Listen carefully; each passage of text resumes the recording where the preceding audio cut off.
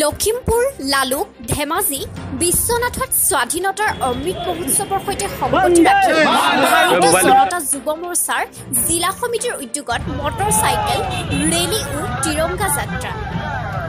এই মটৰচাইকেল ৰেলীত নিজে মটৰচাইকেল চলাই ভাগ ললে বিশ্বনাথ সমষ্টিৰ বিধায়ক প্ৰমোদ বৰঠাকুৰে। ধেমাজিত উপস্থিত থাকে শিক্ষামন্ত্ৰী ৰণোজ পেগু।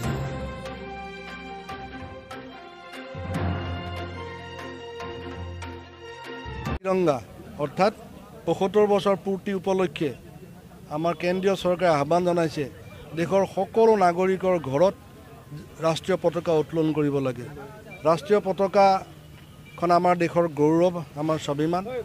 আমি দলৰ নিৰ্দেশ অনুসৰি এই যুৱ মৰ্চাৰ আমাৰ জিলাৰ সমূহ কাৰ্যকৰ্তাই আজি বিশ্বনাথ চাৰিআলি চহৰৰ পৰা বিশ্বনাথ ঘাটলৈকে এক মটৰচাইকেলৰ জৰিয়তে শোভাযাত্ৰা অনুষ্ঠিত কৰিছে। মই কাৰ্যকৰ্তাসকলক ধন্যবাদ জনাইছোঁ। সকলোৱে নিশ্চয় নিয়ম নীতি পালন কৰি হেলমেট পৰিধান কৰি এই শোভাযাত্ৰাত অংশগ্ৰহণ কৰিব। বিশ্বনাথ চাৰিআলি চহৰৰ পৰা বিশ্বনাথ ঘাটলৈকে হ'ব বুলি ইতিমধ্যে আমাৰ জিলা সভাপতি আৰু মণ্ডল সভাপতিয়ে মোক জানিবলৈ দিছে। হয়, প্ৰতিটো মণ্ডল আপোনালোকে যেনে বিশ্বনাথ নগৰ, বিশ্বনাথ গ্ৰাম্য, চাকমত, চতিয়া এই 4টা ব্লকৰ আমাৰ বিষয়ববীয়াসকল যুৱ মৰ্চাৰ কাৰ্যকৰ্তাসকল আজি আহিছে। ধন্যবাদ।